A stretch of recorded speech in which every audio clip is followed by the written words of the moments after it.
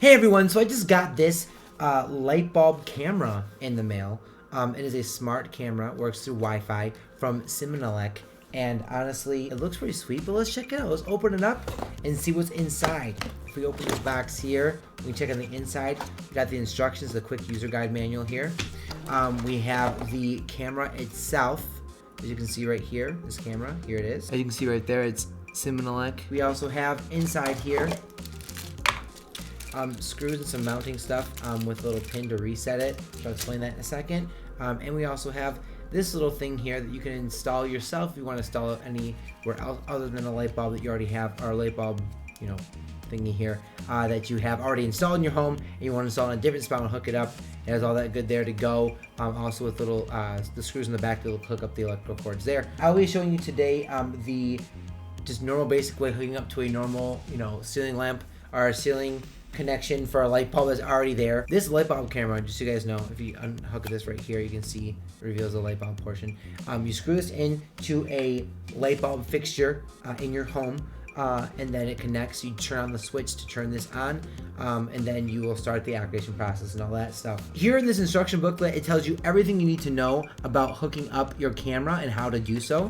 If we look through here really quick, I'll explain really fast how you do this. First, you want to download the Tuya Smart app. On this first page here, it gives a little QR code. You can scan that to download it, or you just look it up on the App Store or Google Play Store. You want to sign up and log into that thing right there. Then you add a camera. You can see his picture by picture. It literally shows you guys step by step how to do it right here in this thing. I followed this myself, and I got it to work. And it's a pretty nifty device. It says right here, you just click the smart camera Wi-Fi first. It's like the first thing under security and video surveillance on the side, because this app comes with many different things you can have, but this is one of them there. So make sure you click that first for the security and video surveillance tab on the side, and then click smart camera Wi-Fi. After clicking add device, of course. Sorry, I totally forgot that step.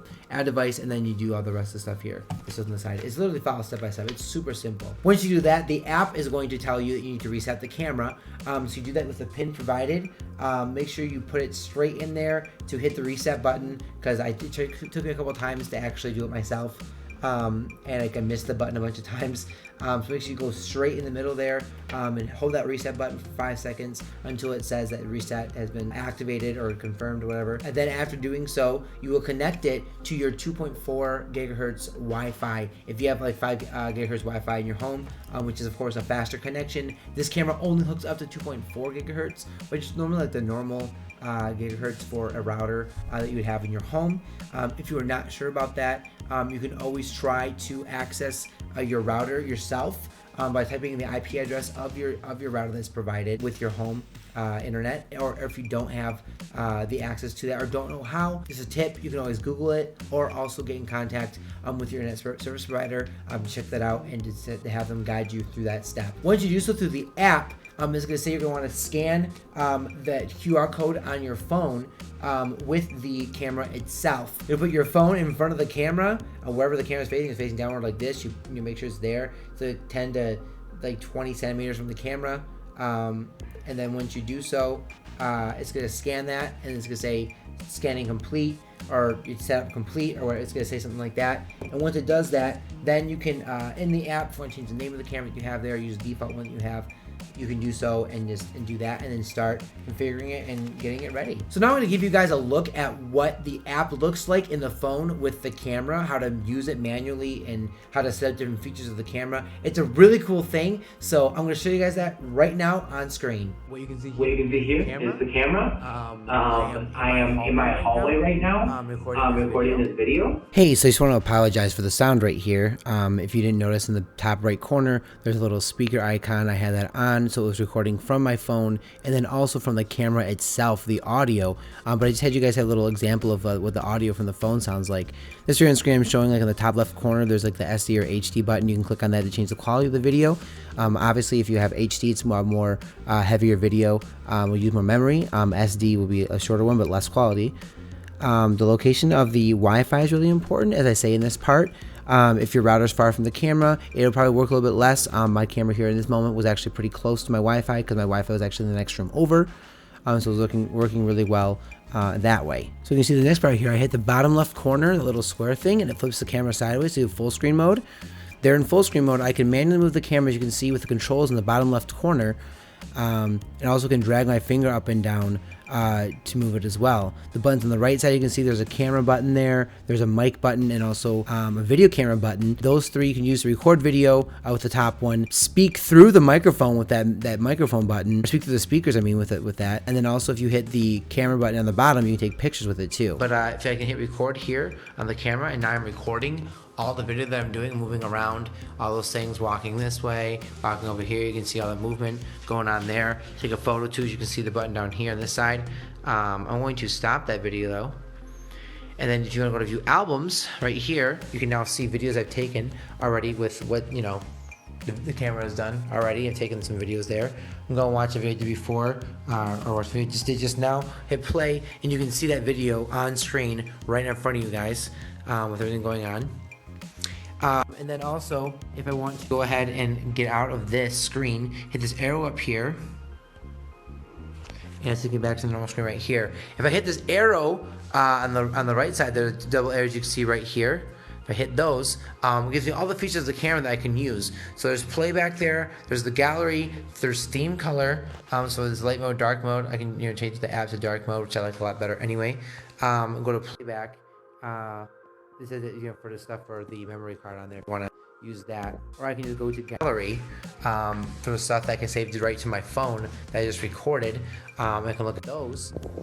And then there's some cool things here with motion tracking, motion detection, sound detection. I can turn the siren on, which I will not do that. There's a light I can turn on too.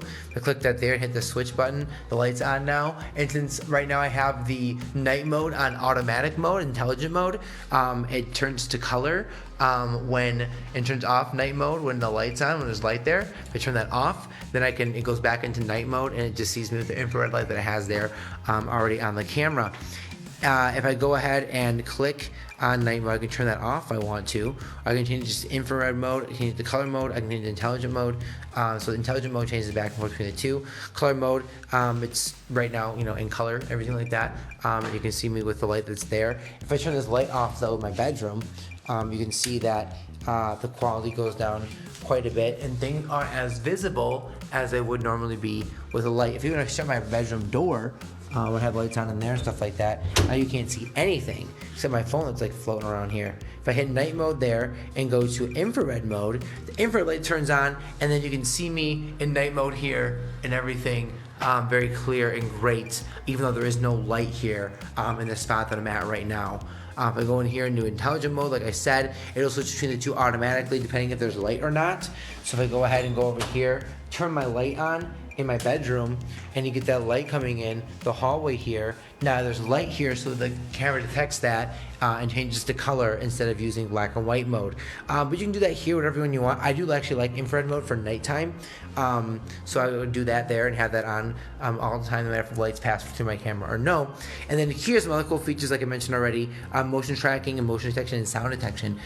Which motion detection is pretty much the camera will follow you and track you as you're moving. So here I am looking at the camera. I'm over here, and so I walk this way, and the camera's gonna follow me this way. As you can see, I'm walking this way, and it just follows me where I'm going, where movement is being made.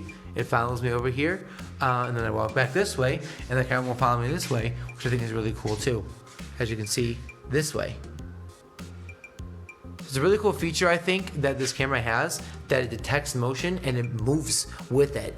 If it detects too, if it detects motion, the light turns on, and it shows that there's the motion detection going on there in front of it. I can hit the direction button down here, and then I can move the camera myself in this direction menu.